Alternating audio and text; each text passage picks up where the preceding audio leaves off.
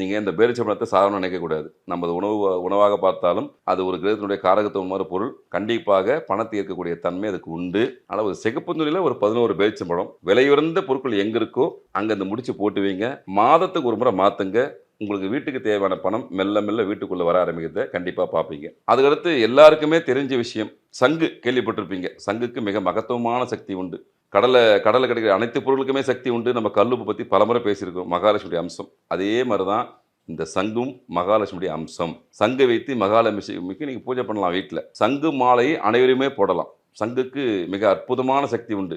நேர்மறையான சக்திகளை ஈட்டு கொடுக்கும், எதிர்மறையான சக்திகளை வெளியே கொண்டு போய் விடணும். இன்னொன்று பார்த்தீங்கன்னா, கிரக தோஷம் எந்த சகல தோஷமாக இருந்தாலும் நிவர்த்தி போட இடமே நதிகள் சங்கமிக்கிற இடம் தான். கடல் சார்ந்த நீர்நிலை சார்ந்த இடத்துலாம் உங்களை தோஷங்களை போக்கக்கூடிய தன்மைன்றது உண்டு. அப்போது அந்த கடலில் கிடைக்கிற சங்குக்கு அவ்வளோ மகத்துவம் உண்டு. இது வலம்புரி சங்கு இடம்புரி சங்குன்றது பூஜை முறைகளுக்கு பயன்படுத்துகிற விஷயம், அது வேறு. இயல்பாகவே கிடைக்கக்கூடிய சங்கு மாலையை ஒரு மனிதர் போடும்போது பணம் சம்பந்தமான பிரச்சனை வந்து மெல்ல மெல்ல வெளியே வர்றதில் அனுபவத்தில் பார்க்கலாம். அனைவருமே சங்கு மாலை போடுங்க, பயன்படுத்துங்க. மகாலட்சுமி தாயாருக்கு சங்கு மாலையை வைத்து அபிஷேகம் பண்ணுங்க.